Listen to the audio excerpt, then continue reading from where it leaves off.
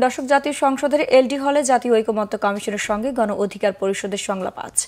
সেখানে আছেন আমাদের বিশেষ প্রতিনিধি মুহিবুল্লাহ মুহিব।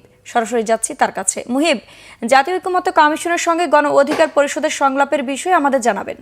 জাতীয় সংস্কার কমিশনের যে ধারাবাহিক সংলাপ, বিশেষ করে বিভিন্ন রাজনৈতিক দলের কাছে তাদের স্প্রেডশিট যেটি পাঠিয়েছিলেন, সেই স্প্রেডশিটের প্রেক্ষিতে যে রাজনৈতিক দলগুলোর পক্ষ থেকে সেটির সংশোধন, সংযোজন, বিয়োজন সেটি কিন্তু ধারাবাহিকভাবেই চলছে। এর আগে বিভিন্ন রাজনৈতিক দলের সঙ্গে যেমন বৈঠক হয়েছে, তারই ধারাবাহিকতায় আজকে মূলত গণ অধিকার পরিষদ অর্থাৎ ডাকসুর সাবেক ভিপি নুরুল হক নূরের নেতৃত্বে গণ অধিকার পরিষদের সঙ্গে আজকের সংস্কার কমিশনের বৈঠক অনুষ্ঠিত হবে এই জাতীয় সংসদ ভবনের এলডি হলে।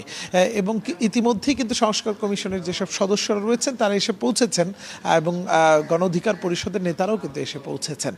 তবে আমরা যেটি শুনেছি, হয়তো কিছুটা বিলম্ব হচ্ছে এই বৈঠক শুরু হতে। আমরা যেটি শুনেছি যে বিশেষ করে আগামী জাতীয় সংসদ নির্বাচন এবং বিশেষ করে সংবিধান সংস্কারের পাশাপাশি নির্বাচন এবং রাষ্ট্র সংস্কারের জন্য যেসব গুরুত্বপূর্ণ বিষয় রয়েছে সেই বিষয়গুলো নিয়ে তাদের গণ অধিকার পরিষদ তাদের গুরুত্বপূর্ণ মতামত তুলে ধরবেন এবং এইসব মতামত কিন্তু ওয়েবসাইটে প্রকাশের মধ্য দিয়ে অর্থাৎ সর্বসাধারণের জন্য মুক্ত করে দেওয়া হবে এবং তারপরে মূলত সংস্কার কমিশন সিদ্ধান্ত নেবে যে কি কি ধরনের সংস্কার তারা করছেন। তো এখন পর্যন্ত আসলে আমরা সংস্কার কমিশন এবং গণ অধিকার পরিষদের কারো সঙ্গে কথা বলতে পারিনি। হয়তো বৈঠক শেষে গণমাধ্যমের সঙ্গে কথা বললে আমরা জানতে পারবো কি। মুহিব, আপনাকে ধন্যবাদ।